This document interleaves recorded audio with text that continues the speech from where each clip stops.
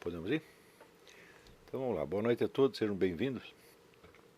Eu estou anunciando um curso que eu vou dar proximamente, que se chama Formação da Personalidade. Será quando vocês têm? Lembra a data? 18 a 23 de maio. Porém, na aula de hoje eu gostaria de anunciar alguns temas que serão explorados com mais profundidade durante esse curso. Não são exatamente os mesmos temas, mas são coisas que têm a ver. O primeiro deles é a relação que me parece fundamental entre cultura e personalidade. Se você estudar um pouco a história da cultura das nações europeias, e digo as nações europeias porque são as que eu conheço melhor, você verá que a alta cultura dessas nações é feita inteiramente por pessoas que tiveram aquilo que nós podemos chamar experiências radicais ou experiências abissais. São pessoas que conheceram a vida nos seus aspectos mais extremos. Quer dizer, a morte, a confrontação com o céu e o inferno, todo o problema do destino humano post-mortem, a fraqueza, a fragilidade, a total impotência do ser humano perante o destino, que experimentaram isso com muita profundidade e muita intensidade. Você não vai encontrar uma única grande cultura que tenha sido feita com experiências superficiais ou imitativas. Ao contrário, quer dizer, é justamente essa originalidade, ou originariedade, tá certo? Ou autenticidade das experiências que são registradas em obras como, por exemplo, a Divina Comédia, as peças de Shakespeare, as obras de Goethe e assim por diante, você verá que o material que você tem ali é a experiência humana tomada no seu sentido mais extremo, mais radical, mais perigoso e mais atemorizante sempre. Num país onde a literatura não é capaz de registrar essas experiências, tá certo? Provavelmente até o registro de experiências mais superficiais será falsificado. Nós temos, é claro que nós temos algumas obras, pelo menos até os anos 50, elas apareciam com uma certa regularidade, onde você via em versão imaginativa algumas experiências fundamentais do povo brasileiro. Né? Existe um romance que eu gosto muito, do Zé Lins do Rego, que se chama Cangaceiros, no qual existe uma guerra entre uns coronéis do sertão e um grupo de cangaceiros, e os pobrezinhos, os camponeses que estão no meio, não estão entendendo absolutamente nada, levam pancada sem saber de onde vem, e vivem numa espécie de estado de terror perpétuo. E tem um casalzinho novo, que é um deles que são os personagens principais. Eles acabam se salvando porque aparece ali um cantador de feira, que é um velho cego, tá certo? E o velho cego, ele vai de cidade em cidade, ele pergunta a vida das pessoas e ele faz músicas, então, contando a vida dos personagens. Então ele tem na cabeça toda a história da região. Ele sabe tudo o que está se passando. Né? E, portanto, o velho sabe para onde levá-los, para onde eles tenham segurança. Então termina no fim, aquele casalzinho se salva porque o velho os conduz a um lugar onde eles não correm mais risco. Então esse aí o que é? Esse é a epopeia da memória no princípio da civilização. Quer dizer, é a capacidade de você armazenar a experiência e você condensá-la, vamos dizer, em imagens cada vez mais abrangentes, que dá justamente a este cego uma compreensão maior da situação do que aquela que tem, né, as vítimas da situação. E esta é a função básica da cultura, quer dizer, é o indivíduo que sabe o que se passa, que sabe o que é a experiência humana real e que, de algum modo, a condensa. Como ele a condensa? A primeira condensação possível é, evidentemente, em símbolos artísticos. Quando você assiste, presencia uma situação qualquer, um fenômeno, um fato qualquer, que você não chega a entender intelectualmente, o que você faz? Você conta esse fato.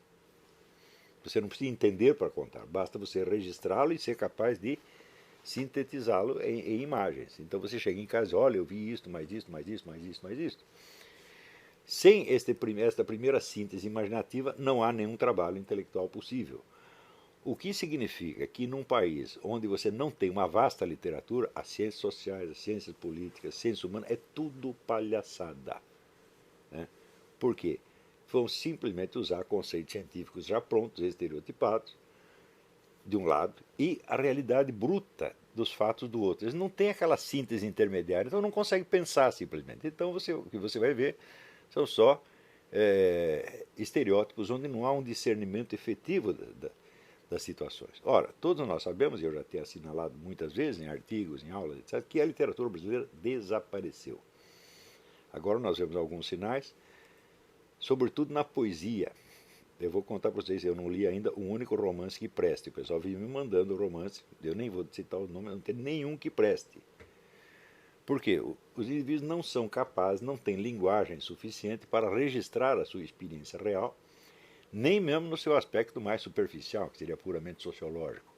Quanto mais experiências mais profundas. Então o que que faz? Começa a conceber grandes ficções intergalácticas, personagens extraplanetários, ficção científica, etc, etc. Isso é um sinal de impotência. Então, você vê que a ficção científica ela só funciona quando ela é produzida primeiro por pessoas para as quais a ciência é uma experiência cotidiana. Os grandes escritores de ficção científica, todos eles são pessoas próximas de uma profissão científica, então é aquilo que fala a imaginação deles. Então é como dizer, uma ficção científica sem cultura científica é um negócio totalmente artificial, porque o indivíduo está falando de experiências que ele não teve nem poderia ter. Se ele não teve as experiências, de onde que ele tirou o material? Só pode ser cópia. E cópia mal feita, feita com coxa de retalho, que ele tirou um pouco de um filme, um pouco de um programa de TV, um pouco de um livro, etc, etc, e compôs aquela porcaria. Então é tudo de segunda mão.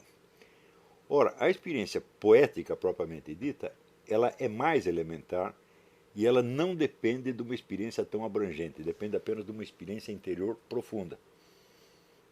Então ela não implica nenhuma compreensão, vamos dizer, mais abrangente da sociedade, da cultura, etc, etc. O indivíduo vai na sua experiência interior, trabalha a linguagem daquilo e exprime. É por isso que a gente vê este ainda modesto revigoramento da literatura aparecer sob a forma da poesia e não das obras de ficção.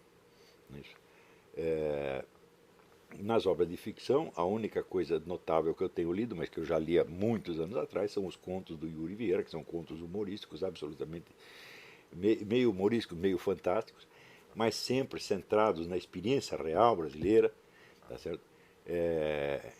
Então, vamos dizer, o Yuri ele não é nem um homem da grande fase da literatura brasileira e nem uma estreia promissora. Ele é um intermediário, ele é alguém que, de certo modo, ele é um sobrevivente. Ele conseguiu continuar escrevendo coisas muito interessantes no extremo da decadência em torno, ele ainda continuava no canto dele produzindo as coisinhas. Talvez haja outros escritores assim que também tenham sobrevivido, tá certo?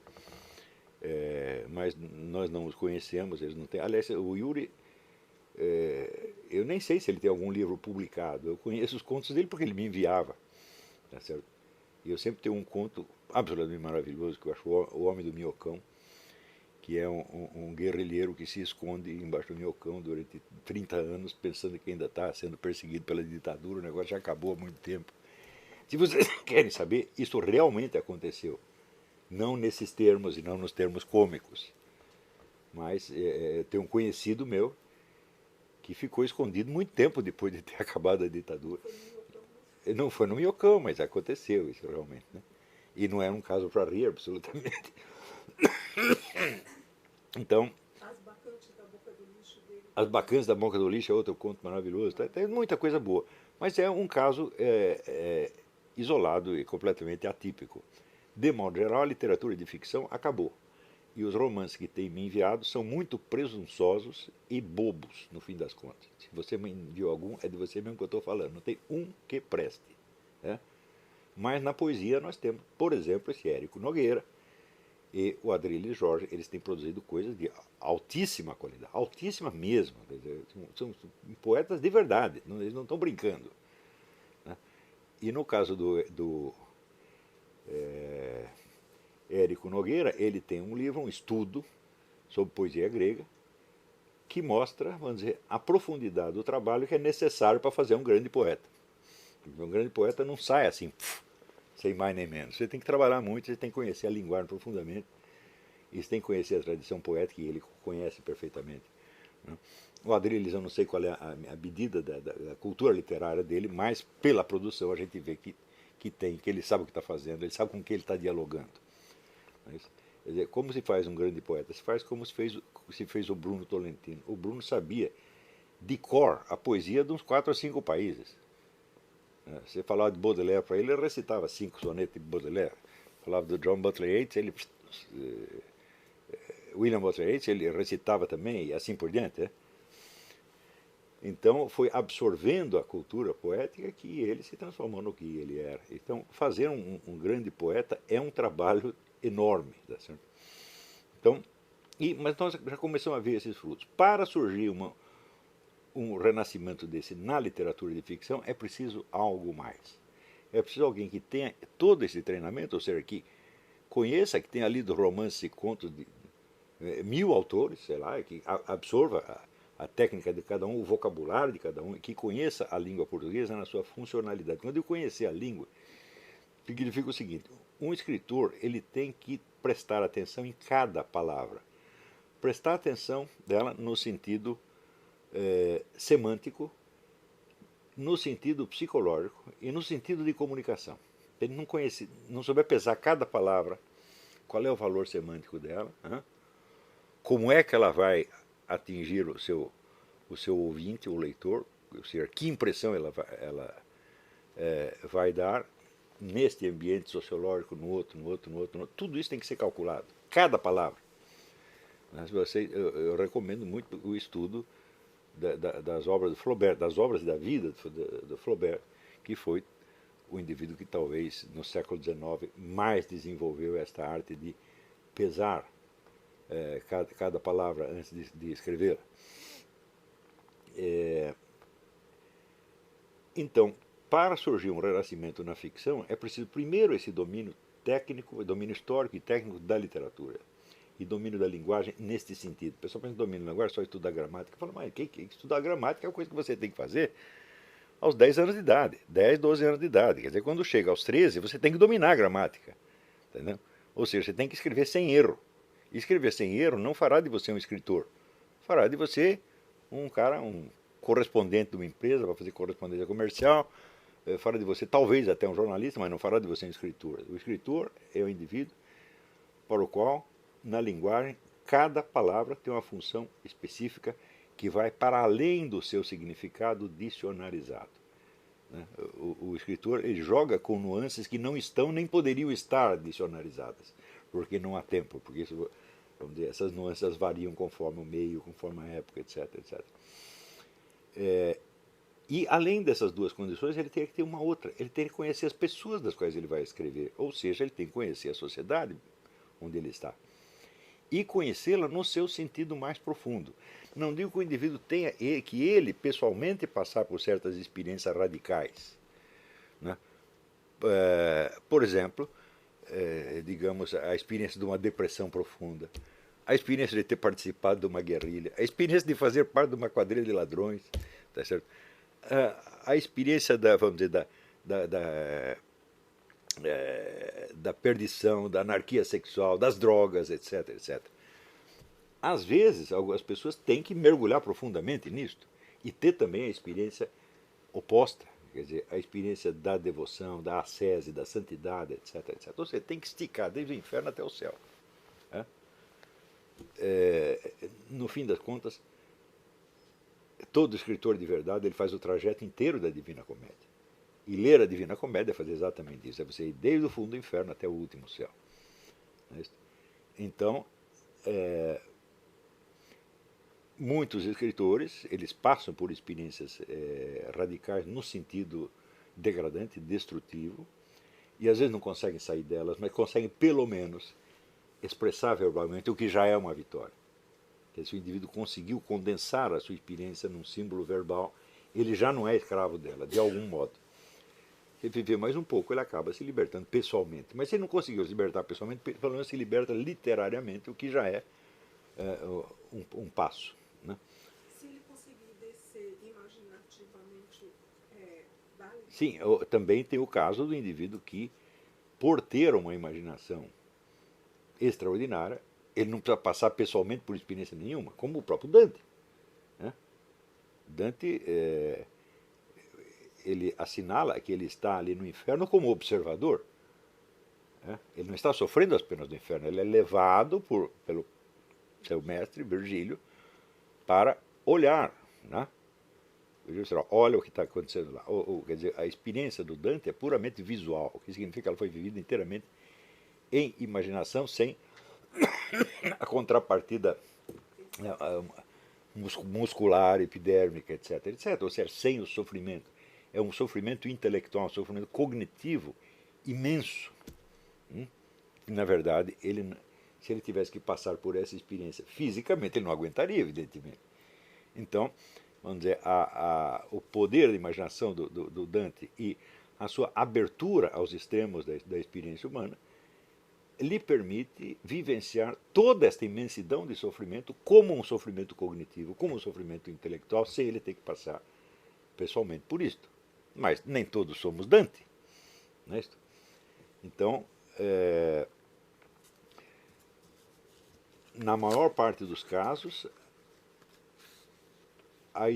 o círculo de experiência do indivíduo, quando ele ultrapassa um pouco a esfera da banalidade cotidiana, ele vai para baixo, não para cima. Não é isso? E isso significa que esta criação de um artista narrativo, ela tem uma estrutura semelhante às das iniciações, onde você tem uma preliminar descida aos infernos, como Dante teve, e depois você sobe. Então, da descida aos infernos você jamais escapa. Tá certo? Se você é um sujeito santo, então você vai vivenciar a descida aos infernos através do pecado alheio, que você vai aguentar em quantidades monstruosas. Não é isso? Então, você vê, por exemplo, o caso do meu amigo, né? Não vou dar o nome, acho que não devo dar o nome, que está envolvido há 40 anos numa luta anti-aborto. Né? O número de casos de aborto que ele já viu, o número de crianças mortas por nada que ele já viu, o número de mães desesperadas. Eu não sei como ele aguenta tudo isso aí. Então, ele não está fazendo aborto nenhum, ele não tem culpa nenhuma daquilo, mas ele carrega esse peso. E por isso ele conhece essa dimensão da existência. Você pode conhecer essa dimensão mais infernal da existência permanecendo inocente e simplesmente sofrendo o impacto dela. Você pode ser vítima, tá certo? Então você pode sofrer a perseguição, sofrer a violência, sofrer a humilhação sem ter culpa nenhuma, mas você está conhecendo o mal de perto.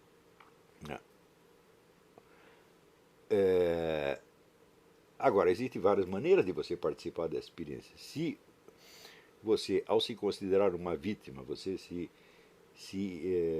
isola cognitivamente daqueles que estão lhe fazendo o mal, você não vai aprender absolutamente nada. Então, aí é que a igreja recomenda que você ore por quem lhe faz o mal, e você queira bem quem lhe faz o mal, senão você não vai aprender coisíssima alguma com isso. Quer dizer, quando lhe fazem o mal, a primeira coisa que você tem que entender é que você poderia fazer a mesma coisa, e que é por uma sorte que você não está fazendo, que você está, em vez disso, está padecendo inocentemente. Mas, sem essa identificação com quem lhe faz o mal, você não vai aprender coisíssima nenhuma. Quer dizer, você vai ter que carregar os seus pecados e mais os dele. Isso aí é uma forma de você se aprofundar na experiência sem você se sujar pessoalmente. Isso é muito difícil de acontecer em geral, mas o mergulho na experiência mais profunda é acompanhado de... Ele toma a forma de um mergulho no mal, no pecado, na perdição, etc, etc, etc. Como aconteceu com inumeráveis escritores, você lê aí a vida de Baudelaire, de Rimbaud, do próprio Dostoiévski, com o seu vício do jogo, essa coisa toda. E depois o indivíduo trabalha isto imaginativamente e se consegue dar uma forma verbal, literária, ele, de certo modo, ele já está livre daquele mal. Ele se livrou, pelo menos imaginativamente, o que é uma condição para ele se livrar na esfera real. Mas às vezes não dá tempo. Né? Isso quer dizer, um indivíduo, como por exemplo o caso desse Hubert Selby, que é um escritor maravilhoso, que escreveu o livro The Demon, que eu já recomendei tantas vezes aqui. O Selby era um drogado, um marginal, um sujeito completamente perdido. Quando você olha a foto dele, o sujeito parece que pesa 20 quilos, ele está praticamente destruído. Né? E ele, no entanto, ele conseguiu força para sair daquilo e escrever esses romances absolutamente incríveis. Né? Então, é claro que a maioria que entrou nesse buraco não saiu de lá para escrever coisíssima nenhuma, não escreveu nem um bilhetinho de namorada, morreu por lá mesmo. Né? Mas, seja a experiência vivenciada fisicamente, seja imaginativamente, sem esse mergulho nos aspectos mais radicais e terríveis da experiência humana, não há conhecimento do ser humano, da alma humana. Tá certo? Então, este, vamos dizer, talvez a maior deficiência da literatura brasileira no tempo em que ela era boa. Isso quer dizer que, em geral, a experiência retratada na literatura brasileira é uma experiência banal. Né? O meu amigo Jerônimo Moscardo, que foi ministro da Cultura do Itamar, ele dizia que os temas da literatura brasileira é assim: ele usou minha escova de dente, ele roubou minha cueca. Mas esses eram os assuntos. Então, se você vai ver, em geral, é a experiência banal vivida por pessoas banais. Porém, esta banalidade tem um peso, essa banalidade tem uma força deprimente. E aquele que sofre o impacto desta banalidade pode transcendê-la, transformando-a em obra de arte, como é o caso do Machado de Assis. Machado de Assis, a vida inteira dele, ele só viu pessoas neste meio, medíocre, limitado, etc, etc. E, vamos dizer, aquela mediocridade, aquela banalidade pesava muito para ele. Quer dizer, ele sofria isso e ele absorvia o impacto da banalidade circundante e via que essa banalidade tinha um aspecto moral e metafísico que transcendia a própria compreensão das pessoas envolvidas. Não é isso? Então, algumas vezes ele caricatura isso aí, mas caricatura a banalidade com traços tão imensamente cruéis, onde você vê que por trás da banalidade está a presença do diabo. Quer dizer, o diabo é um grande banalizador. Não é isso? Banalizador e, portanto, dessensibilizador. Né? A história do sujeito que está lá fazendo experiência, queimando as patas do rato na vela, só para ele observar. Você diz, opa, é um cara banal, medíocre, mas tem um traço diabólico ali no fundo dele. Né? Quer dizer, o Machado de Assis não vai descrever, por exemplo, um morticínio, uma cena de tortura, um estupro, nada assim. Ele mostra, quer dizer, a monstruosidade com o sofrimento de um rato. Né? Então você vê, o mundo que ele está tratando é pequeno, mas ele por trás desse mundo pequeno, ele vê a profundidade do mal. Não por coincidência, ele próprio levava uma vida rotineira e medíocre, onde ninguém sabia o que estava se passando na cabeça dele. Mas o homem estava evidentemente observando essas coisas todas, estava impressionadíssimo, tá certo? E chegou a tal ponto de depressão, de ver o que nós podemos chamar até a banalidade do mal, para usar a expressão da Hannah Arendt, né? Que por volta dos 40 anos ele tem uma crise e para de escrever aquelas coisinhas cor-de-rosa que ele escreveu no começo e começa a falar deste outro mundo, que eu não digo que ele tinha descoberto naquele instante, mas que ele já vinha vendo e que aquilo vai aos poucos pesando na alma dele até chega uma hora que ele se transmuta, por assim dizer, num novo autor, e a partir das memórias póstumas de Brás Cubas, ele se destaca de tal maneira dos escritores seus contemporâneos que não tem como comparação, não tem. É assim, eles estão aqui, a literatura média está aqui, o Machado está aqui. Esse foi, vamos dizer, o nosso primeiro escritor de envergadura, de valor universal e de interesse universal. Então, este é um caso onde a experiência é vivida de maneira puramente interior e até de maneira secreta ou discreta. Né? E tudo isso pode acontecer. Quer dizer, você tem a experiência imaginativa, você tem a experiência física, você tem a experiência corporal, até a experiência do sofrimento corporal, que foi tão importante ao longo da história da literatura. O que não pode é você fechar a sua imaginação no círculo da banalidade. Quer dizer, se o seu meio social é banal, tá certo? Você não pode, ou não deve, fugir de perceber o aspecto demoníaco por trás da banalidade, como fez o Machado de Assis. Para isso significa que, em vez de fugir dessa banalidade, você vai ter que contemplá-la e sofrer por ela. Então, as pessoas que se queixam de viver eu vivo num ambiente medíocre, opressivo, etc, etc. Eu digo, olha, aí está a sua fortuna, aí está o seu material, meu filho. Né? Você tem que pegar isso na mão, né? Aceitar que isso existe, aceitar que isso é a sua condição e explorar isso até as suas últimas consequências. Né? Então, como a literatura sumiu, então isso quer dizer que até a exploração dos acontecimentos de ordem social assim, banal também desapareceu. Isso significa que durante 50 anos ou mais, a população brasileira sofreu alterações, sofreu mudanças psicológicas enormemente profundas. Não é isso? Só o crescimento, vamos dizer, da insegurança já foi uma coisa absolutamente imensurável. Quer dizer, você tem um país que era onde todo mundo se sentia mais ou menos seguro, de repente ninguém mais pode sair na rua porque tem medo de uma bala perdida, de um assalto, uma coisa assim. Né? Só essa experiência jamais foi descrita na nossa literatura. Faça a seguinte pergunta, como é que a vida de uma família medíocre, né, dos anos 60, como é que essa vida vai mudando à medida que o ambiente de insegurança começa a atemorizá-los, irritá-los, etc, etc. Isso não foi documentado em parte alguma. No entanto, você vê alguns documentos sobre a vida de marginais, bandidos. Por quê? Porque isso também é um estereótipo da literatura brasileira. Você prestar atenção no lumpenproletariado como se o lumpenproletariado fosse o povo. Claro que é mais fácil você descrever o lumpenproletariado do que o povo. Né? Porque a conduta do lumpenproletariado é a conduta padrão. A criminalidade é repetitiva por sua própria natureza. A criminalidade está toda catalogada no Código Penal. Não há crimes não descritos. Tá certo? Portanto,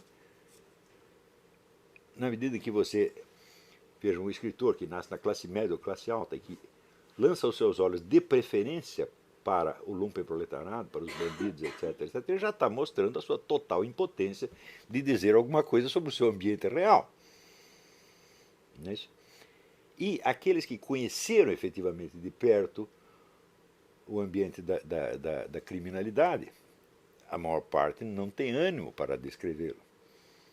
Tá certo? Então, em geral, a descrição é feita por pessoas de classe média, por estudantes, por pseudo-intelectuais, que vem já com uma ideia estereotipada, já vem com uma interpretação pronta da história, já equaliza tudo em termos de, formula tudo em termos de luta de classe e cria aqueles estereótipos absolutamente imbecis. Quando você tem, vamos dizer, novas campanhas sociais, tipo gaysista, feminista, etc., etc., é só você aplicar os estereótipos, sai ali um monte de enredo. Né? Você bota ali uma pergunta, sai um monte de enredo automaticamente. Né? É o negócio que falou o Janine. O menino sensível que sofre bullying na escola porque ele é um pouco efeminado. Né? Efeminado não quer dizer que é gay. Um pouco efeminado é o próprio Janine, que não é gay. Tá certo?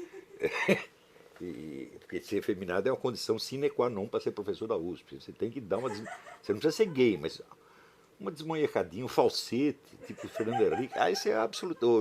Aquele Pinheiro, como é que chamava? Aquele professor, não sei que Pinheiro, esqueci o nome dele. Não, os falsetes, umas desmanhecadas, tem que dar, necessariamente, porque isso, neste ambiente, como é que se diz? É um emblema de elegância. Né? Então, você vê, até a elegância dos caras é uma coisa absolutamente estereotipada e totalmente kitsch. Né? E, quer dizer que esse artificialismo, essa banalidade, tudo isto torna a vida das pessoas ainda mais deprimente. Né? E infunde nelas um senso de insignificância. Ora, se você não tem experiência da profundidade da vida, então você não tem conhecimento de si mesmo. E você não tem nenhuma dimensão da transcendência, de um Deus, de uma onissapiência perante o qual você pode se apresentar, que pode julgar, que pode te dar a verdadeira medida e pode te informar quem é você. Então o indivíduo não tem essa experiência, não necessariamente na escala religiosa, mas pode ser na escala imaginativa, artística também. Tá certo? Ele não sabe quem ele é e ele precisa de um espelho, evidentemente. Ora, se você tem a experiência da profundidade, eu vou ler aqui esse parágrafo que eu escrevi aí no Facebook outro dia. Todo aquele que não se apresenta diariamente diante do trono do Altíssimo, com o coração trêmulo de vergonha, não só pelos seus próprios pecados, mas pelos de todos os seus irmãos, consciente de que, em face da perfeição e da onissapiência divina, cada um dos seus atos foi errado, mesmo aqueles que sua vaidade considerou os melhores, e sentindo até o fundo da alma que o perdão é o único bem valioso a ser ambicionado, esse nunca saberá o que é sinceridade, nem muito menos honestidade. Então, é evidente que sem a experiência desta dimensão, quer dizer, uma espécie de confronto com o juízo final, tá certo? Onde a sua vida ela aparece inteira, com todo o mal que você fez, tá certo?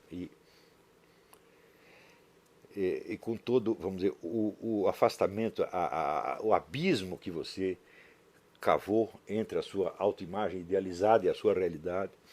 Tá certo? Se você não tem essa medida, fala, então você não tem profundidade nenhuma, as suas ideias, as suas opiniões, as suas crenças, as suas imagens são tudo copiado da televisão, meu filho.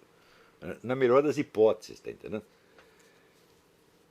E, quando as pessoas são assim, lhes falta o espelho, quer dizer, a medida. Não é isso? A medida do homem que tem profundidade é a eternidade. Tá certo? Então, vamos dizer, a distância de céu e inferno. Tá certo? Mas você precisa ver o céu e o inferno em você mesmo, meu Deus do céu.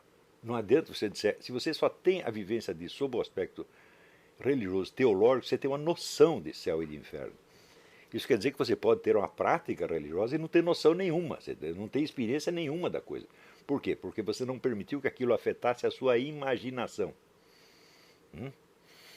Então, este que é o ponto. Quer dizer, a sua noção do céu e do inferno é uma definição teológica, e você, não vou fazer tal e qual coisa, porque senão eu vou para o inferno. Falo, bom, você está cumprindo a religião, evidentemente, mas você não tem experiência nenhuma.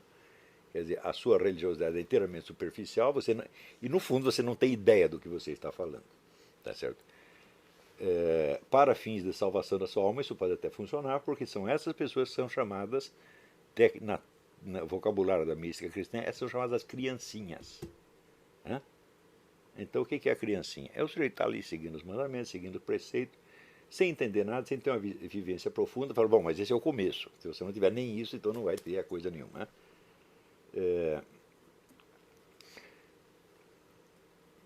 Então, o que eu estou dizendo é que esta visão da eternidade, do juízo final, é o espelho no qual você pode se ver e se medir e saber quem é você realmente.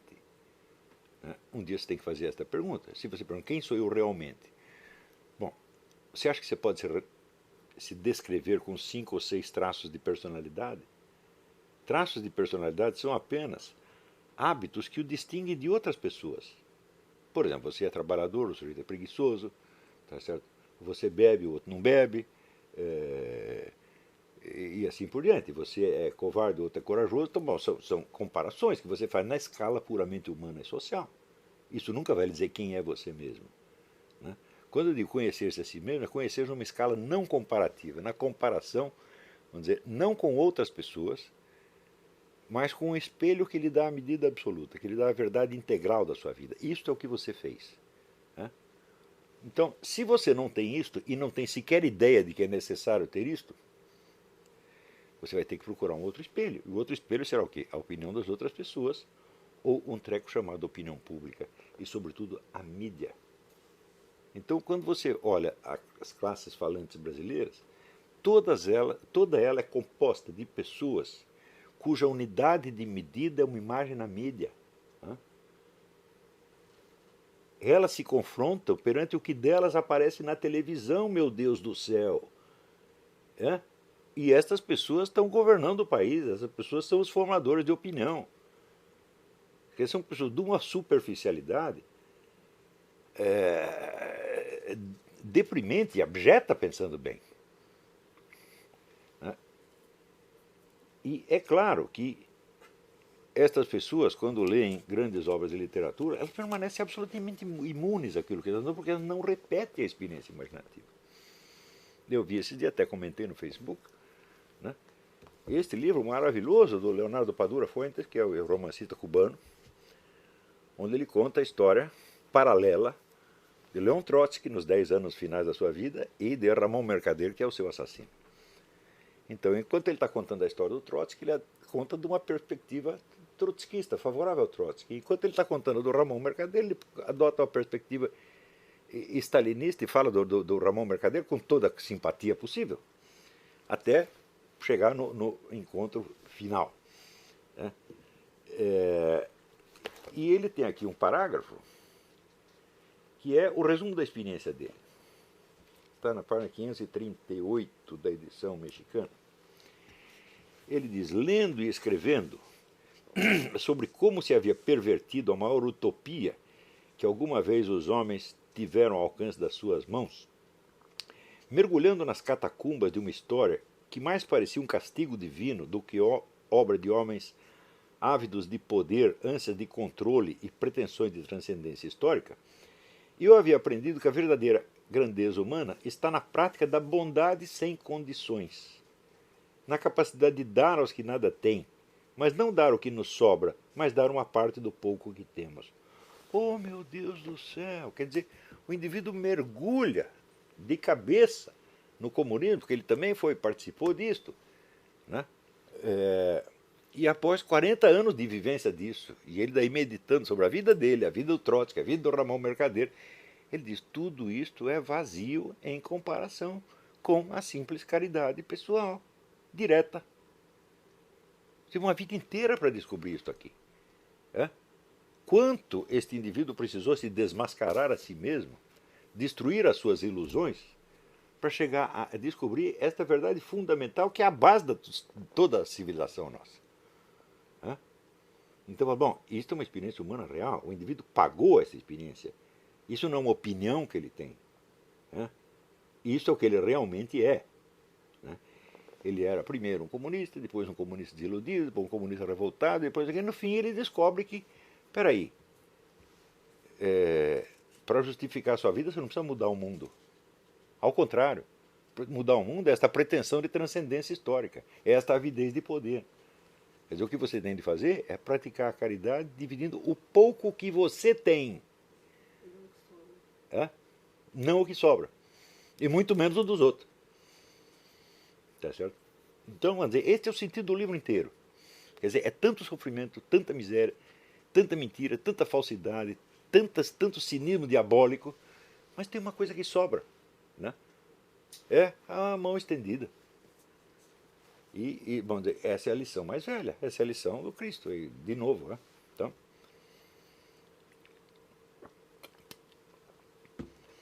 você não encontrará em toda a literatura brasileira uma lição como esta. Não, realmente não tem. Tem alguns esboços quase no Zé Geraldo Vieira, tem um pouco disto, mas é um pouco.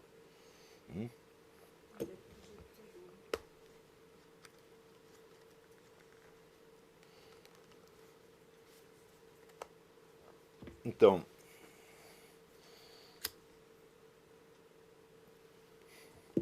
mais ainda, você conhecer um povo, e hoje mesmo também coloquei uma nota no Facebook dizendo o seguinte: para um político, ou escritor, ou jornalista, poder falar em nome do povo, ser o porta-voz do povo, ele tem que conhecer esse povo. Como é que você faz para conhecer esse povo? Digo, a experiência direta, como por exemplo a do Lula, basta, viaja para cá, viaja para lá, conversa com um, conversa com outro, não. Porque, primeiro, isso só vai lhe dar a experiência do presente, ele não vai saber de onde saiu tudo aquilo. Segundo, essa experiência estará presa a imagens singulares, que você não sabe se tem uma validade típica. Para pegar a validade típica, bom, você já precisa ter um senso artístico e condensar essa experiência em símbolos, quer dizer, elevar a sua experiência desde esse atomismo das experiências individuais até símbolos que abrangem grandes massas de experiências nas quais as pessoas podem se reconhecer. Porque se você só tem essas experiências isoladas, que são obtidas pela percepção sensível direta, então você só tem a noção das diferenças. A experiência de um, o outro não teve. Tá certo? Mas quando você começa a aprofundar essa experiência no sentido de tomar um fato como expressão simbólica, então é preciso que esse símbolo fale às outras pessoas e elas se reconheçam naquilo, mesmo que não tenham tido a experiência. Como eu me reconheço aqui na experiência do Trotsky, sem eu jamais ter sido trotskista, e me reconheço na experiência do Ramon Mercader, sem jamais ter matado ninguém. Né? Então, você tem que conhecer o povo, claro que você tem que conhecer diretamente. Eu conheço um bocado de Brasil, viajei um bocado disso, conheci as regiões, conheci gente pobre, gente rica, conheci todas as faixas. Né? Mas isso não basta, você precisa conhecer esse país na sua literatura. Quando você vê que essa literatura não está expressando o conjunto da experiência, então é porque alguma coisa está faltando, evidentemente. Né?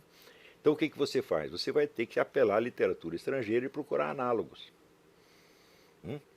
Então há aspectos da experiência brasileira que eu não vejo retratado na literatura brasileira, mas que eu vejo retratado na espanhola, na francesa, na inglesa, na russa, etc, etc, porque tem alguma analogia. Então, quando você construiu o seu mundo literário e imaginário, então você tem todas as superfícies de comparação para que a experiência real adquira a sua significação.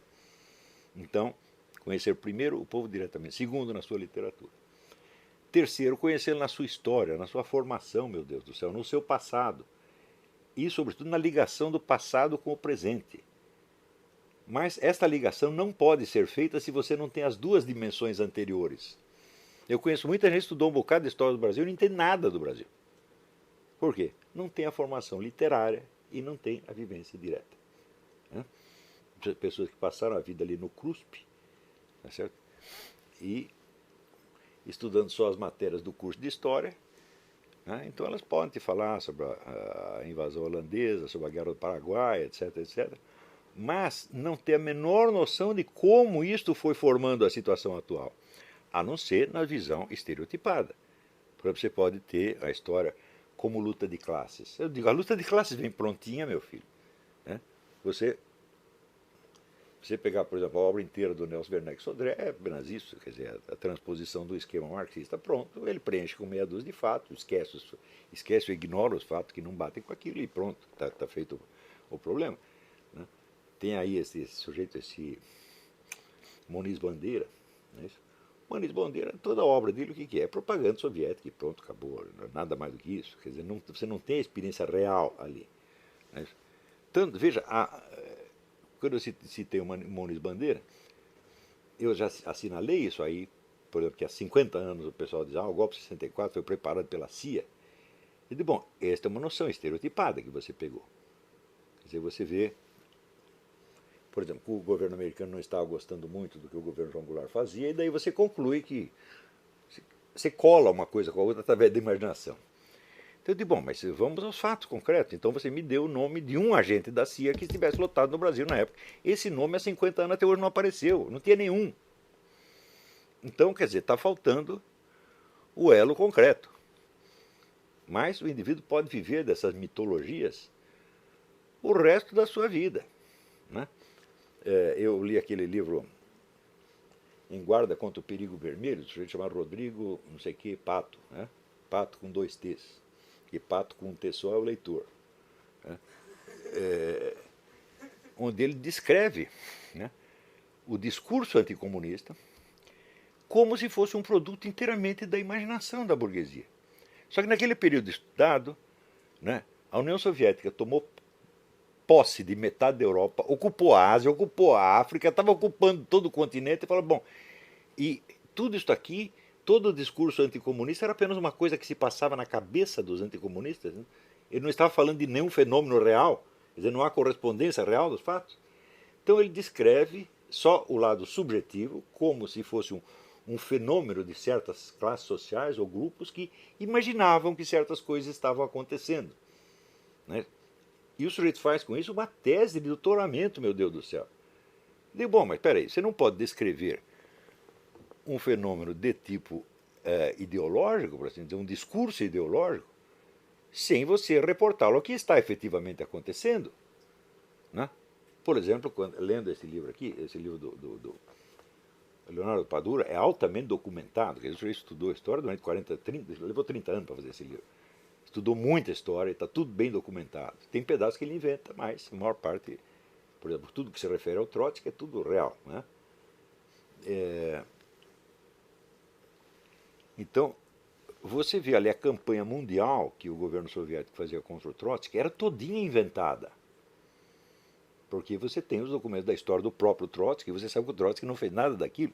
Ele diz o seguinte, que o Trotsky estava tramando com o governo americano e com o governo nazista a derrubada do governo soviético. Eu digo, o quê? Mas o Trotsky não conseguiu sequer se obter asilo nos Estados Unidos. Pô, né?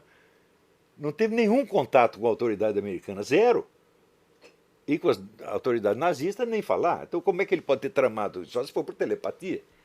Então nós sabemos que esta visão é totalmente imaginada, porque ela não tem correspondência alguma dos fatos. Mas digo, mas espera aí, mas o discurso anticomunista, ele estava falando de um nada ou estava falando de uma coisa que estava acontecendo realmente? Sim, a coisa estava acontecendo, o comunismo estava numa expansão monstruosa no mundo, matando gente pra caramba, tudo lá. Então, você não pode contar isso como um puro fenômeno de invenção, porque isso tem uma referência ao fato, ao passo que a campanha anti-Trotsky era 100% inventada. Não digo que Trotsky fosse uma bela pessoa, não era. Ele era tão ruim quanto Stalin, e a carreira dele, o começo da carreira dele na União Soviética mostra que o tipo de violência bolchevique, na verdade, ele inaugurou antes do Stalin.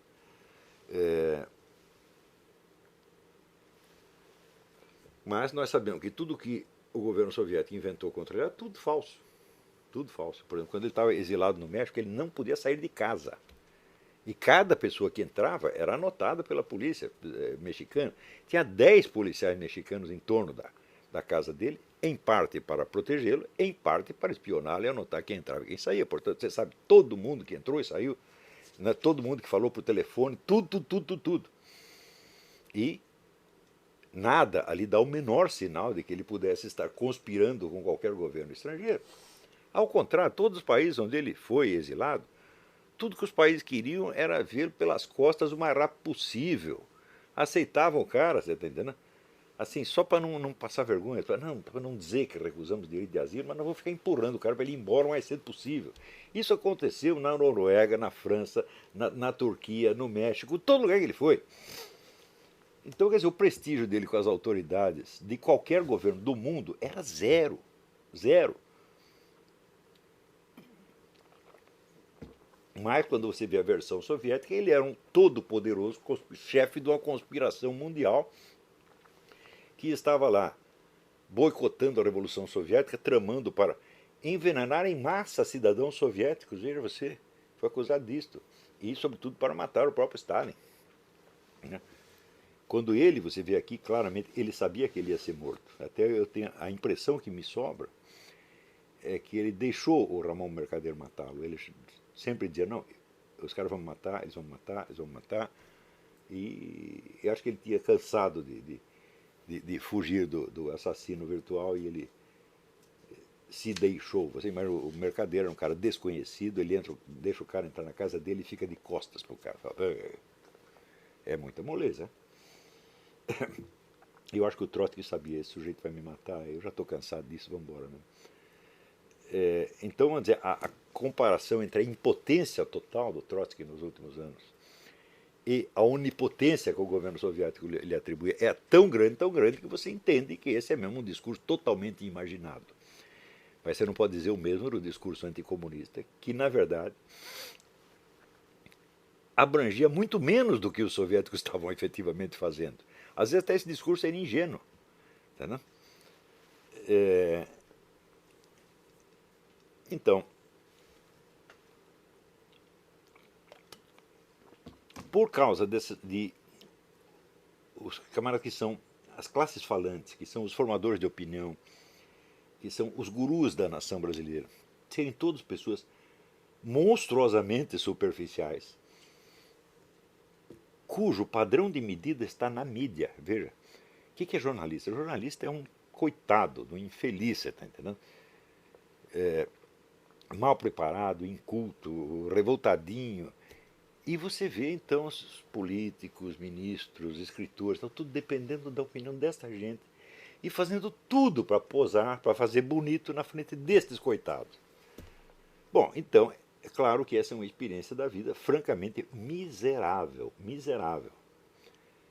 E são essas pessoas que dão os modelos de conduta, os modelos das crenças melhores, os modelos de pensamento, etc, etc. Quer dizer, são pessoas muito pequenas que tentam se ampliar através de uma imagem de mídia. Elas nunca tentaram ser nada, só parecer na... Parecer, você tem que parecer para alguém. Ele não pode aparecer diretamente para o público de milhões de pessoas, não dá. Ele tem que ter um intermediário. O que é esse intermediário? É a mídia. Então é aparecer diante da mídia. Então esse pessoal treina impostação vocal, faz pose, imita o outro que ele acha que aquele lá fez sucesso. A FHC. FHC é um modelo de elegância, de pessoa culta, eu vou copiar o FHC. E assim por diante, é. E veja, com essas pessoas que nós estamos lidando, meu Deus do céu. Isso quer dizer que você não vai conseguir progredir numa vida de escritor, nem nada, e não vai, sobretudo, criar um diferencial, criar uma mudança nesse estado de coisa, sem você assimilar a experiência em profundidade, o que implica, meu filho, um isolamento, uma solidão quase enlouquecedora. Então, aqueles que se sentem sozinhos e isolados, vocês deem graças a Deus. Porque se você logo encontra a sua patota, o seu meio, etc, etc, você começa a se apoiar nisso. Você não tem que ser ninguém. Basta parecer perante as pessoas que são do seu grupo de referência. Então, muitos aqui, hoje tem esse grupo entre os próprios alunos deste curso. Você vê o pessoal fazendo reunião de olavetes aqui e ali, fala, bom, esse é um suporte social e todo mundo precisa um pouco. Mas não conte com isso como seu suporte existencial. O seu suporte existencial tem que ser buscado nesta confrontação solitária com o juízo final. E se você não acredita em Deus, você tem que ser confrontado com o vazio que você espera encontrar depois. As duas coisas valem, meu filho. E das duas, se você quer saber, o mais temível não é o vazio. Então, muito bem, eu acho que era o que eu tinha para dizer hoje. Vamos fazer intervalo, daqui a pouco eu volto com algumas perguntas.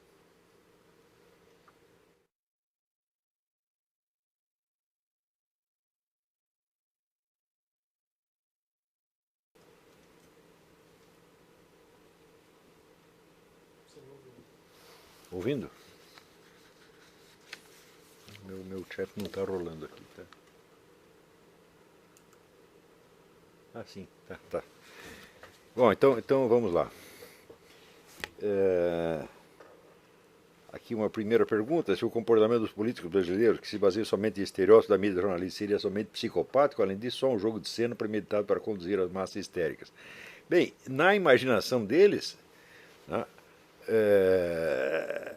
existe, por um lado, um planejamento maquiavélico para produzir certos resultados, é planejamento maquiavélico todinho tirado do esquema do Antônio Gramsci, que é o negócio da ocupação de espaço e da revolução cultural, que levaram todo mundo a ser socialista sem saber, isso é um lado da coisa. O segundo lado, existe, vamos dizer, a ilusão e o autoconvencimento de que eles representam o povo contra a elite, quando na realidade eles estão se apoiando na elite. E no jogo dessas duas coisas, o que existe é uma imensa ilusão. Porque você vê, esse pessoal teve 40 anos para fazer a ocupação de espaço e a revolução cultural, de fato ocupou todos os espaços, ocupou toda a mídia, toda a universidade, todo o funcionalismo público, todas as instituições de cultura, todo o mercado editorial, e de repente sai 2 milhões de pessoas gritando contra eles. Quer dizer que não funcionou. Eles, de certo modo, convenceram apenas a elite, e mais ninguém. Então, é claro que é uma ilusão. É o que eu chamo, vamos dizer, a falsa esperteza. São os camaradas estão brincando de Maquiavel, sem saber que Maquiavel era um idiota. É sempre assim. Mas aqui tem uma pergunta que não tem diretamente nada a ver com a aula, mas que Eu faço questão de responder porque é um assunto absolutamente fascinante. A Celina pergunta, você poderia falar um pouco do símbolo faltante e da homeopatia? Esse negócio do símbolo faltante foi uma técnica inventada pelo meu falecido amigo Juan Alfredo César Müller, que ele usava nas psicoterapias. Baseado, por um lado, na interpretação de sonhos e, por outro lado, na interpretação de sonhos, não na linha freudiana, mas numa linha meio junguiana, meio zondiana, e, por outro lado, no estudo da homeopatia. A criação da homeopatia foi feita mediante uma série de experiências a que o próprio Samuel Hahnemann se submeteu, ingerindo diversas substâncias em quantidade infinitesimal, para não se envenenar. Se tomar estricnina em dose material você morre, então ele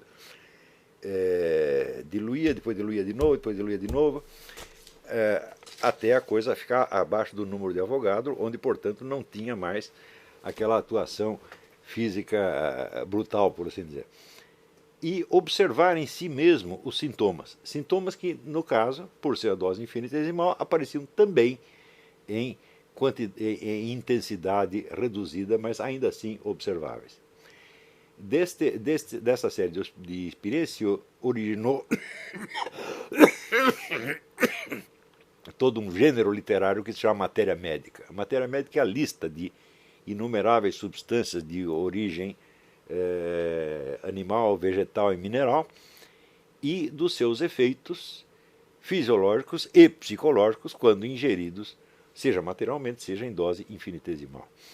Isso quer dizer que a dose infinitesimal, então, é usada para curar ou sintomas que seriam produzidos pela ingestão desta substância em ordem material, ou sintomas análogos que tenham sido produzidos por um outro meio. Quer dizer, não precisa ser necessariamente... Por exemplo, o indivíduo pode ter sintomas que são idênticos aos sintomas da ingestão da estricnina sem ele ter tomado estricnina. Claro que se ele tiver, vamos dizer, correspondesse a uma dose letal, ele morreria, mas ele pode ter alguns sintomas atenuados que são parecidos com a da estricnina, sem ingerir estricnina, e no caso, a injeção da estricnina em dose homeopática, em diluição homeopática, curaria esses mesmos sintomas. A matéria médica, todas as matérias médicas, a mais bonita e manejável é a vamos dizer, a mais sugestiva é do John Tyler Kent, que é do século XIX, mas as descrições são absolutamente maravilhosas. Cada descrição é assim uma personalidade humana inteira, com toda a sua fisiologia, psicologia, conduta, etc, etc. Mas ela é bastante incompleta, ela tem poucas substâncias. Para você encontrar a coisa mais completa, tem a do William Burke. Burke escreve B-O-E-R-I-C-K-E. William Burke. Existem muitas outras. As matérias médicas francesas são muito boas também. Então,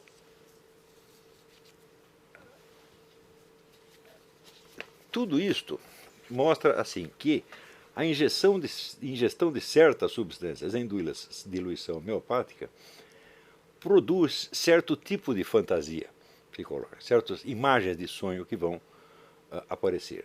Então, o Dr. Miller pensou o seguinte, ele disse, e se eu usar os medicamentos homeopáticos, não no sentido homeopático, mas no sentido de simplesmente produzir um símbolo onírico que está faltando para a pessoa poder elaborar a sua situação. Vou te dar um exemplo, é um caso contado pelo próprio Zondi, que evidentemente não chegou a usar a técnica do Miller, que foi, o Zondi descobriu isso muito tempo antes do Miller associar psiquiatria zondiana com homeopatia. E o Zondi também não parecia conhecer nada de homeopatia, mas ele conta de uma paciente dele que tinha uma obsessão de que ela podia repentinamente matar os filhos. Ela posso perder o controle e matar os filhos. Essa era a obsessão dela. Muito bem. Esta fantasia de matar os filhos corresponde a uma substância homeopática, é láquesis, que é um veneno de cobra. Então, se a pessoa ingere láquesis numa certa quantidade, ela passa a ter uma certa diluição homeopática, ela passa a ter esta fantasia. Ora, esta mulher, ela não vivia este problema, este temor de matar os filhos em fantasia. Não é que isso aparecia na imaginação dela, aparecia como um temor real, efetivo. Então ela evidentemente não podia elaborar isso intelectualmente. Para elaborar precisava transformar isso de uma vivência quase física numa imagem. Então o Miller disse, bom, se eu estivesse tratando desta senhora, o que eu faria? Em vez de fazer o longo tratamento que o Zondi fez, eu daria uma dose de láquesis para ela tomar e apareceria o símbolo, e daí a gente poderia trabalhar o símbolo e aquela compulsão dela deixaria de ser uma força cega e se tornaria um conteúdo psíquico trabalhável. É isso que ele fazia. Então, isso prova mais uma vez o negócio do Aristóteles, que nós temos a percepção sensível, em seguida nós temos a síntese imaginativa, e é aí que começa o trabalho da inteligência propriamente dita. Então, isso também significa que as pessoas com uma imaginação pobre, imaginação não trabalhada pela cultura, tem dificuldade de lidar com as suas compulsões, temores, preconceitos, etc, etc. Por quê? Porque as vivem realmente, não psiquicamente. Não são conteúdos, não são conteúdos de pensamento, são impulsos reais que elas têm. Então, o negócio é transformar o impulso real primeiro num símbolo e depois num conteúdo inteligível, trabalhando justamente em cima dos símbolos. E o Miller desenvolveu essa técnica de maneira absolutamente maravilhosa. Eu me lembro que eu estava trabalhando para ele, estava redigindo um curso que ele estava dando, que se chamava Geografia das Emoções, e cujo assunto era exatamente este. Então ele falava de certas substâncias e de certos símbolos astrológicos, homeopáticos, alquímicos, etc, etc. E eu estava fascinado com tudo aquilo, mas eu não conseguia juntar. Aquilo era uma multidão de símbolos soltos para mim. E um dia eu cheguei no consultório dele e falei, eu desisto, doutor Miller, não vai dar, eu não tenho capacidade de sintetizar isso para poder redigir. Eu só estou tendo uma compreensão quase onírica do que o senhor está falando, mas isso não dá para escrever. Então ele falou, espera um pouquinho. Daí ele pegou um vidrinho de argento metálico, que é prata, prata homeopática. Ele disse, toma isso aí. Tomei o remédio, 10 minutos depois, o conteúdo do curso começou a se estruturar na minha mente. Porque um dos sintomas da argento metálico é justamente esta confusão de imagens. Ele pegou, me deu, simbolizou a própria confusão e eu comecei a poder trabalhar em cima. Bom, no fim eu acabei não escrevendo o livro, mas eu entendi o negócio, e as várias partes que eu cheguei a escrever estavam perfeitamente inteligíveis. E é por isso mesmo que eu estou podendo lhes explicar isso aqui. Se não fosse esse argento metálico, eu não ia explicar coisíssima nenhuma. Eu ia estar deslumbrado e atônito dentro daquilo até hoje. Muitas vezes, depois disso, eu escrevi coisas explicando ideias do Dr. Miller, que ele não era um professor, ele era um médico, ele era um curador de almas. Então ele sabia fazer, mas na hora de explicar ele era sempre muito sintético, muito alusivo, cheio de figuras de linguagem, meio poético, e custava você transformar aquilo num conceito explicável. Eu muitas vezes, depois disso, por exemplo, tem um trabalho dele sobre casamento e divórcio, ele fez a conferência que ninguém entendeu e depois eu escrevi, transformei aquilo numa coisa inteligível. E criei com ele depois dessa experiência do curso, eu criei com ele esta afinidade, assim, que eu quase que automaticamente, ele dizia as coisas do jeito dele, ele explicava assim em 2 minutos, e eu daí conseguia explicar aquilo meia hora, associando com outras coisas que ele tinha dito. E esta mesma prática, ela já era uma aplicação desta teoria do símbolo faltante. Infelizmente, eu não sei se ele chegou a ensinar essa técnica para ninguém. É uma coisa que eu acho que ele não conseguiria escrever isto, precisaria... É aquele problema do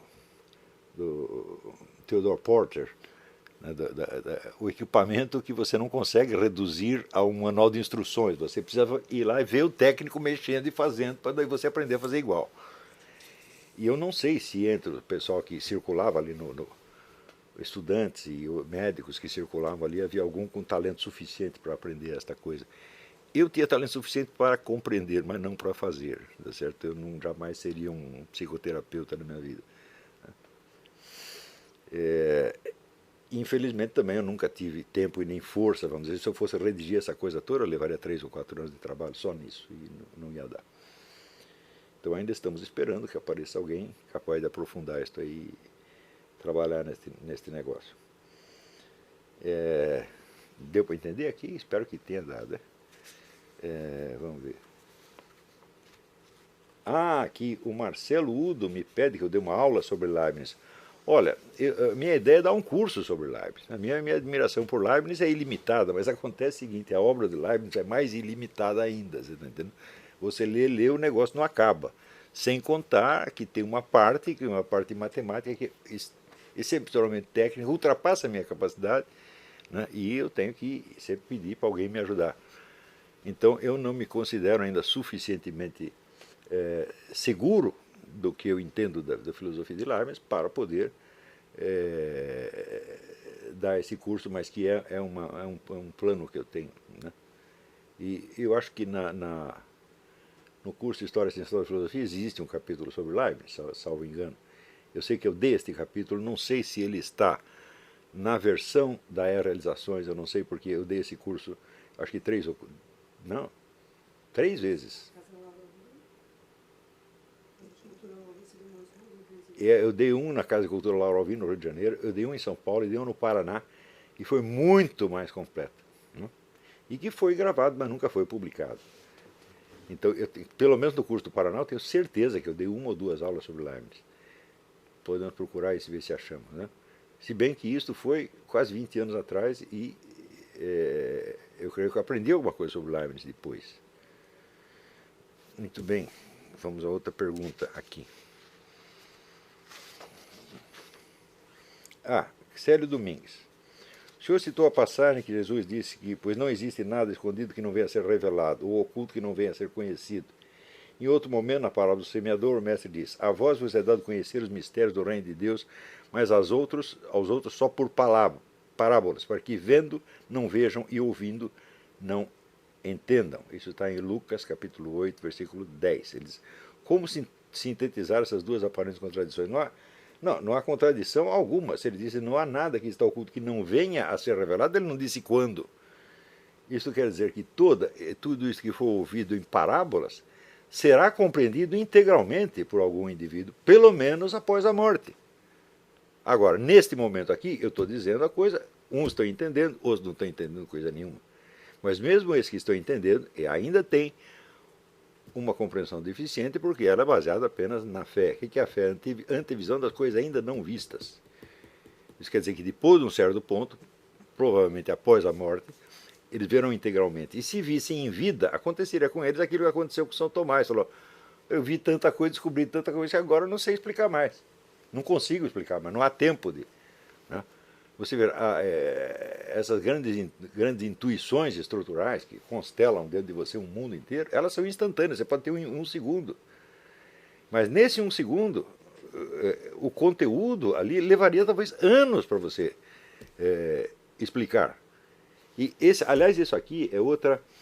Eu contei para vocês que no começo da juventude eu pedi para Deus, falei, olha, eu quero entender as coisas, mesmo que eu não consiga explicar para ninguém. Eu já vivia numa solidão total, solidão no sentido intelectual, não tinha com quem conversar. Falei, eu quero entender, mesmo que seja só para mim, mesmo que eu não consiga explicar para ninguém, mesmo se cada vez que eu abrir a boca vão dizer que eu estou louco, não tem importância, eu quero saber. Né? E eu acho que eu ter tido essa disposição me ajudou muito, porque se você vai graduar o seu aprendizado pela sua capacidade de expressão, você não vai aprender nada. Se você só quer aprender o que você é capaz de expressar, vai demorar muito tempo. Tá entendendo? Então, quando você pede essa apreensão intuitiva, ela é sempre instantânea. Toda apreensão intuitiva é instantânea. Eu já expliquei para vocês que isso vale até para o raciocínio lógico. Como é que você tem aqui um silogismo. Então, o silogismo é constituído de 3 frases. Como é que você percebe a identidade de 2 proposições? É por meio de outro raciocínio, e de outro, e de outro, e de outro, assim você não perceberia nunca. Portanto, tem que ter uma apreensão intuitiva e imediata. Né? Agora, para você explicar isto, eu digo, muito bem, agora você me prove que as 2 proposições são idênticas. E daí leva muitas páginas para você explicar. Tá? Então, Nós devemos buscar sempre esta apreensão intuitiva e aceitar que você vai conhecer coisas, você vai entender coisas que você nunca vai conseguir explicar. Mas é isto que vai dar para você uma antevisão do que é você estar diante do trono de Deus. Quer dizer, em certos momentos você pode pegar certos lampejos de uma sabedoria infinita que transcende transcende a duração da sua vida. Então você diz, bom, isso aí não é bem eu que estou aprendendo, isso é Deus que está me mostrando agora. É? Então, se a pessoa não tem essa experiência, meu Deus do céu, então todo o conteúdo de consciência dela se limita, vamos dizer, a conteúdos, a formas verbais prévias, aprendidas. Então, é um verdadeiro papagaio. É um negócio não é nem papagaio, porque tem o lado gestual. Então é o famoso papamaco, a mistura de papagaio com macaco.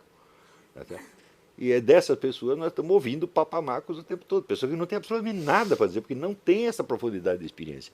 Profundidade de experiência em que é normal entre os filósofos, escritores, grandes poetas, etc. Que todo mundo teve. Dante teve, Homero teve, Shakespeare teve, Goethe teve, Dostoiévski teve, Tolstói teve, todo mundo teve, meu Deus do céu. E é por isso que existe a alta cultura, isso pode ser transmitido, e você vai aos poucos, né, assimilando. Eu imagino, por exemplo, eu lendo há muitos anos eu não leio um romance tão bom quanto esse, do Padura, né? Eu fico lendo isso e imaginando a quantidade de coisas que ele não escreveu, mas que ele vivenciou nesse tempo. Eu digo, meu Deus, isso abre para um mundo inteiro, não é isso?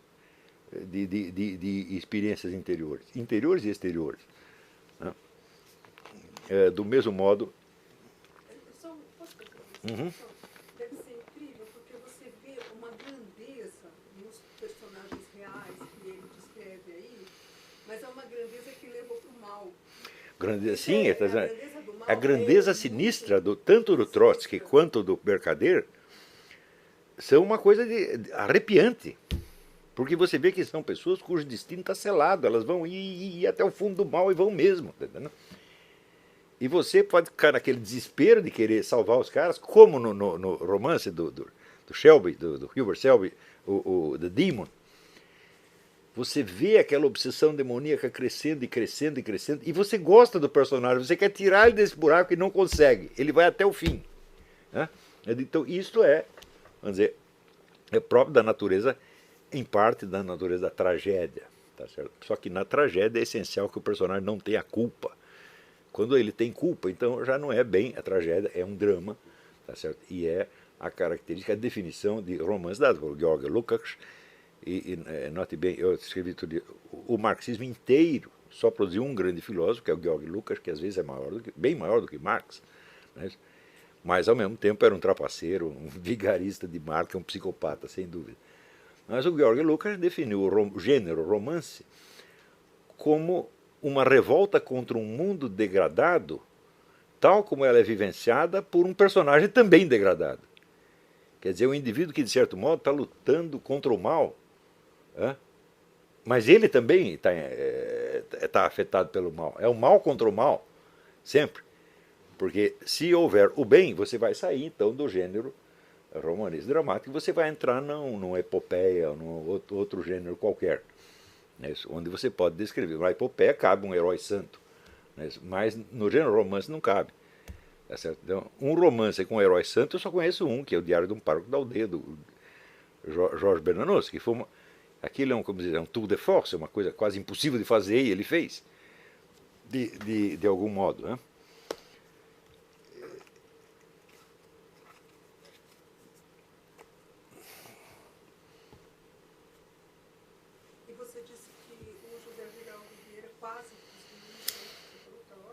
O José Geraldo Vieira quase chega a fazer isso, mas acontece que o José Geraldo Vieira ele era um homem de uma imensa cultura e ele era um sujeito um pouco livresco, tá entendendo? Então ele usa muito referências literárias em número excessivo. E isso aí estraga a força narrativa do romance. A força do romance vê por aquilo que o romancista ele não diz, ele mostra. Ele tem que ter o símbolo físico do que está acontecendo. Se ele começa, troca essa evidência, por assim dizer, física dos acontecimentos por um comentário, ele perde. O comentário tem o seu lugar também, onde você mistura o gênero romance com o gênero ensaio, como faz, por exemplo, o Robert Musil no Homem Sem Qualidades, ou às vezes o Thomas Mann faz isso, quer dizer, você tem páginas e páginas de uma elaboração ensaística, mas ela faz parte da cabeça de um personagem. Né? Então, quando você entra muito na referência literária ou livresca, a coisa perde. Para quem sabe do que ele está falando, é fascinante. Eu digo, bom, isso aqui é fascinante, mas isso não é um romance mais. Isso é uma outra coisa que ele fez aí. Está entendendo? Então, assim, vamos dizer, são livros, então, para quem está interessado em literatura. Tá entendendo? São livros para estudiosos de literatura, mais para estudiosos de literatura do que para o público em geral. Né? Acho que ele perde muitas vezes a força dramática. Bom, esse é outro vício do Zé Geraldo. O Zé Geraldo é meio romancista, meio poeta. Então, no romance, a linguagem não pode ter autonomia. A linguagem deve ser serva dos acontecimentos, serva da narrativa, de modo a ser uma linguagem transparente, né? Que não chame a atenção sobre si mesma. Que você não pare em nenhuma frase para dizer, mas que frase bonita. Você parou, pronto, já você entrou no poético. O que é a poesia? Já dizia o Bruno Tolentino, poesia é uma maneira memorável de dizer. É uma maneira de dizer que é tão perfeita, você não consegue conceber outra para dizer aquilo. Então, quer dizer, aquele conteúdo, aquela experiência fica eternamente associada àquela fórmula verbal. Isso é poesia. Né? E o romancista, às vezes, ele tem uma veia poética, como o Zé Geraldo, por exemplo, ele tem uma força poética enorme. Então, a linguagem adquire autonomia, ele faz poemas em prosa de várias e várias páginas.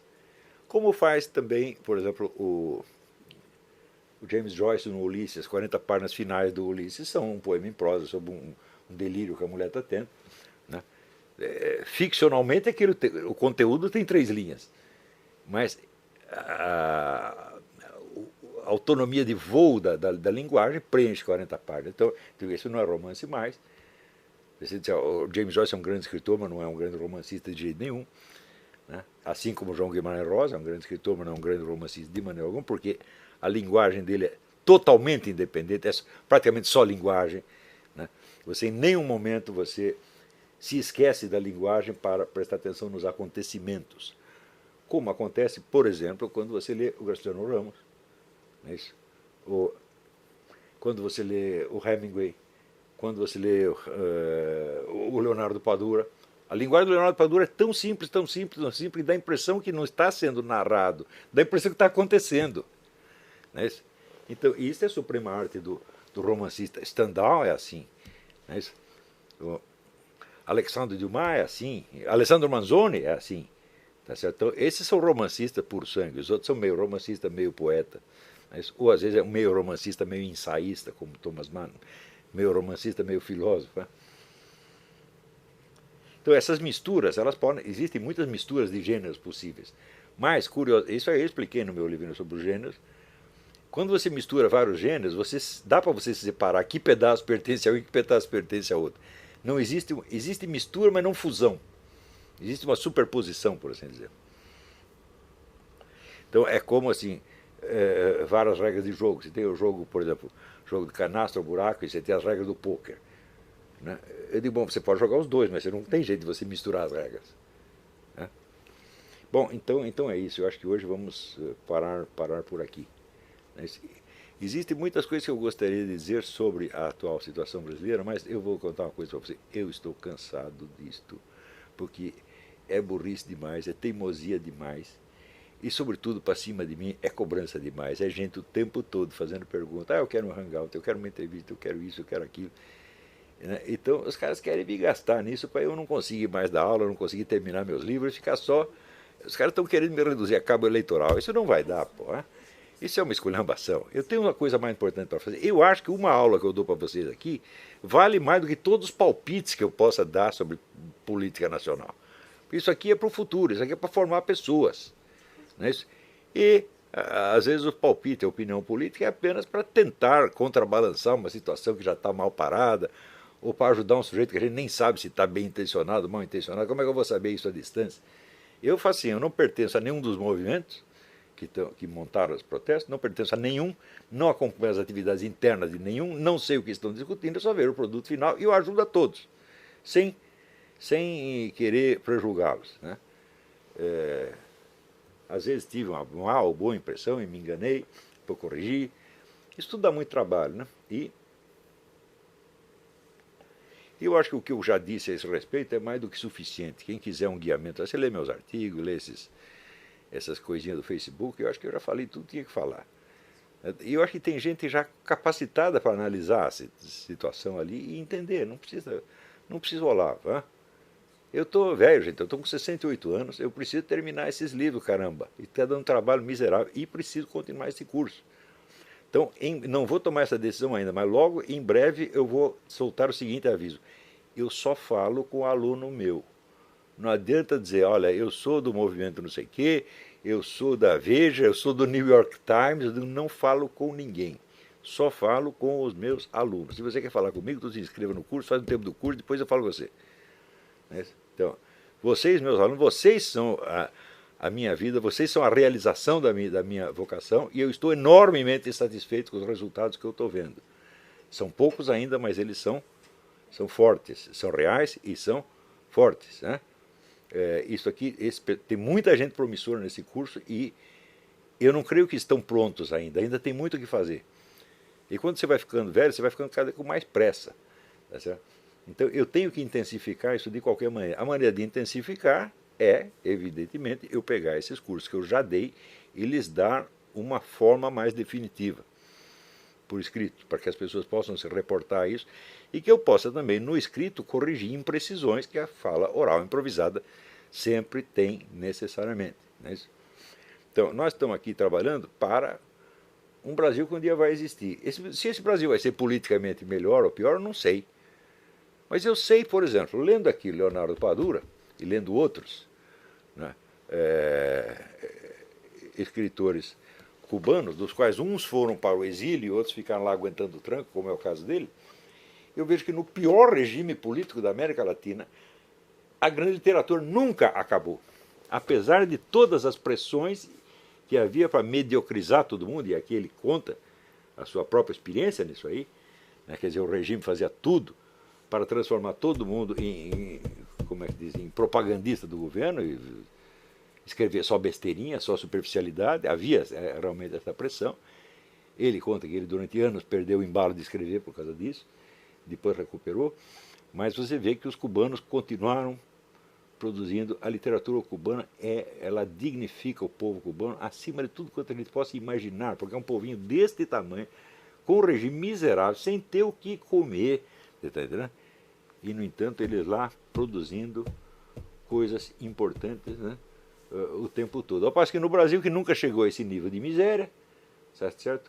Acabou tudo. Por quê? Porque o trabalho de destruição foi muito mais abrangente do que foi em Cuba, se você quer saber. E o terreno era muito mais frágil. Quer dizer, a literatura... Cuba, antes da Revolução, já tinha a menor taxa de analfabetismo do continente, já tinha a melhor educação do continente.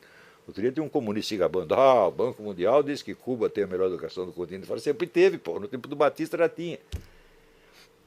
Cuba tem uma imensa tradição cultural e literária, é um povo culturalmente muito forte, muito inteligente, muito capaz e muito esforçado.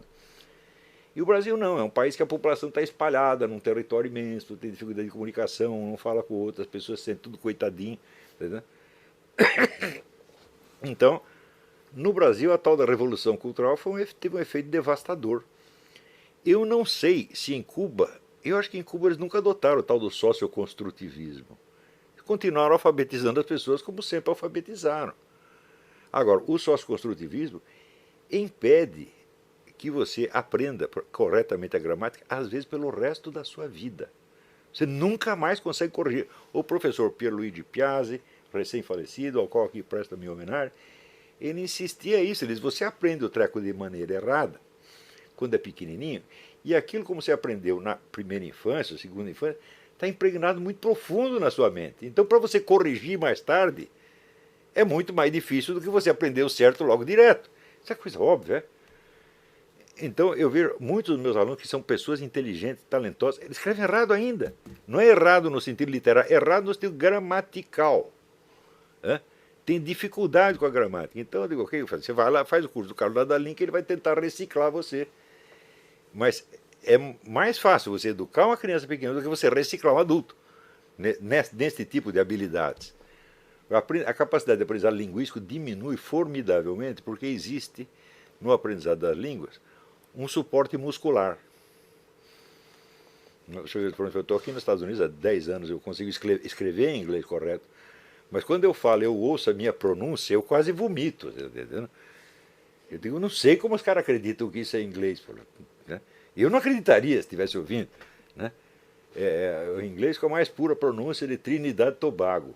Entendeu? Então, por quê? Porque as suas cordas vocais não se adaptam mais. Então, se você aprender pequenininho, que nem o Jack fala inglês na casa dos pais, fala português aqui sem nenhuma dificuldade. Ele sabe que trocou de código. E ele vai aprender, então, as duas línguas com pronúncia correta. Como os garotos que vivem em países bilíngues, como a Bélgica ou o Canadá, aprendem também. Então, gente, é isso aí. Aguardem o programa do meu curso sobre a formação da personalidade, que será dado logo.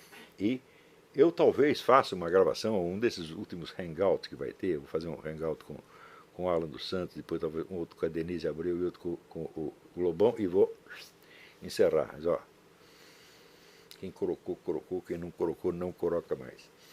Tá bom? Então, até a semana que vem. Muito obrigado.